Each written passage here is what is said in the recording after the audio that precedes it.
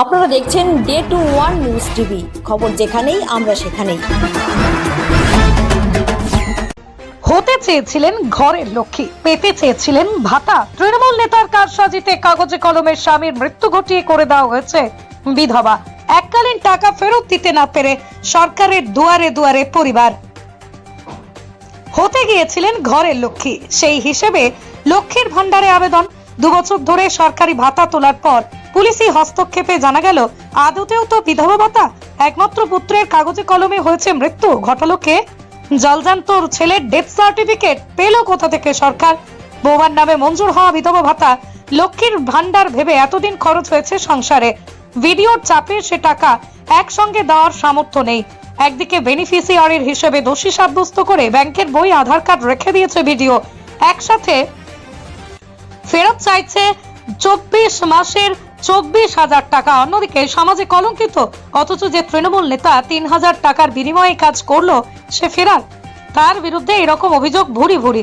সম্পূর্ণ বেআইনি এবং তাজ্জব হওয়া ঘটনাটি নদিয়ার শান্তিপুর শহরের 21 নম্বর ওয়ার্ডের বিশ্ব সুখ পল্লীতে। সেখানেই পরেশ দে ছোট্ট একটা দোকান চালান বাড়ির সামনে। স্ত্রী শেফালি দেবীর দাবি, প্রায় 2 বছর আগে বেশ কয়েকবার লক্ষ্মীর ভান্ডারে আবেদন করেও যখন মঞ্জুর হয়নি, তখন প্রতিবেশী তৃণমূলের তৎকালীন বুথ সভাপতি উত্তম হালদার তার কাছ থেকে কাগজপত্র সহ 1000 টাকা নিয়ে কিছুদিনের মধ্যেই জানায় লক্ষ্মীর ভান্ডার মঞ্জুর হয়ে গেছে।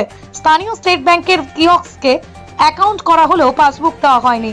তার ব্যাংক কর্তৃপক্ষ জানিয়েছেন 1000 টাকা ঢুকছে অ্যাকাউন্টে। এরপর সেই বুথ সভাপতি তৃণমূল নেতা আরো 2000 টাকা নেয় পূর্ব শর্ত অনুযায়ী। এভাবেই মাসের পর মাস টাকা জমা দিলে কিয়ক্স ব্যাংক একটা স্লিপ দেয়। অন্যদিকে টাকা তুললেও মেলে স্লিপ, কিন্তু পাসবুক সাপ্লাই নেই বলেই জানানো হয়। সম্প্রতি কয়েকদিন আগে হঠাৎ শান্তিপুর থানার পুলিশ বাড়িতে এসে পৌঁছয় জিজ্ঞাসাবাদের জন্য। ধরে নিয়ে যায় শাশুড়ি পদ্মদে এবং বৌমা শেফালি দে দুজনকেই। সেখানে স্পষ্ট হয় বিষয়টি। পুলিশের নির্দেশে মূলত মূল শাখা অফিস শান্তিপুর স্টেট ব্যাংক থেকে তারা পাসবুক নিয়ে বিগত 2 বছর স্টেটমেন্ট তুলে দেখে তাদের অ্যাকাউন্টে ঢুকছে বিধবা ভাতা। এরপর থানার বড়বাবু পাঠায় ভিডিওর কাছে। ভিডিও তাদের পাসবুক, আধার কার্ড আটকে রেখে দেয়। সরকারি পদেও 24 মাসে 24,000 টাকা ফেরত দিতে বলেছেন। এখন দুশ্চিন্তায় পরিবার। শাশুড়ি পদ্মদে জানান, এতদিন না জেনে নিজের একমাত্র জলজান্ত সন্তানের জন্য সরকারি ভাতা হিসেবে বৌমার প্রাপ্য অর্থ দিয়ে চলছে সংসার। তবে জেনে আর খেতে পারবো না সেই টাকা। কিন্তু যে তৃণমূল নেতা সেই টাকা নিয়ে এত বড় সর্বনাশ করে দিল, তাকে বাড়ি পাচ্ছে না। শান্তিপুর থানার নিশ্চয়ই লিখিত অভিযোগ জানাবো তার নামে। ভিডিওর কাছে তিনি অনুরোধ করেছেন বিধবা ভাতার পরিবর্তে পুরনো মঞ্জুর হওয়া বিধবা ভাতার তারিখ অনুযায়ী লক্ষ্মীর ভান্ডার মঞ্জুর করে দিলেই বিষয়টি আপাতত নিষ্পত্তি হয়। কিন্তু সরকারি সূত্রে জানা গেছে এক খাতের টাকা অন্য খাতে দেওয়া যায় না। তবে এই নিয়ে রাজনৈতিক চাপানোতর শুরু হয়েছে।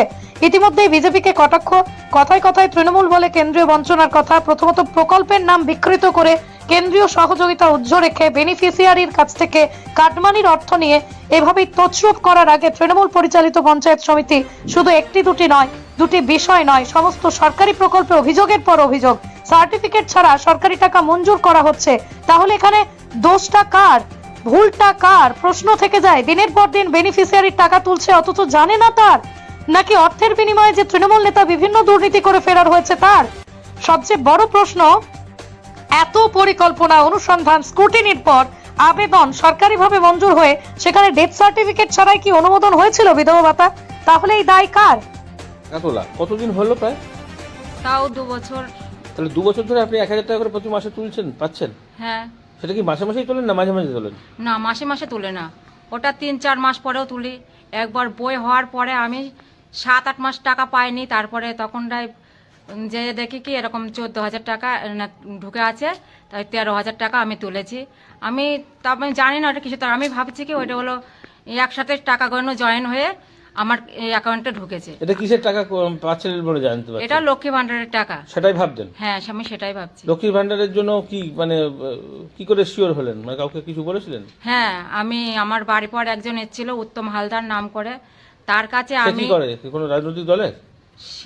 হ্যাঁ, সে হলো করে তৃণমূল করে।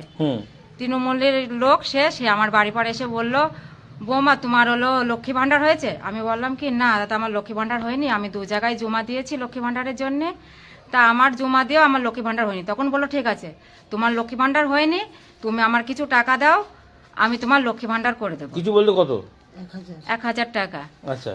করেছিল আর বলছিল বই হওয়ার পরে তুমি আমাকে 2000 টাকা দিবা।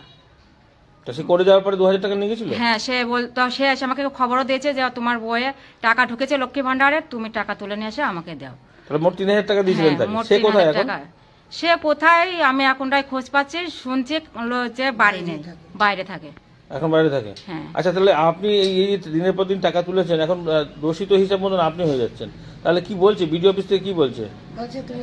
বিডিও অফিস থেকে বলছে কি তুমি জেনে শুনে করেছো, এই টাকাগুলো সব আমাদেরকে ফেরত দাও। সেগুলো সরকারি টাকা, তুমি দুটোই করেছো, লক্ষ্মী ভান্ডারও করেছো, বিধবা ভাতা করেছো, কিন্তু আমি সত্যি জানি যে এইটা লক্ষ্মী ভান্ডারের টাকা।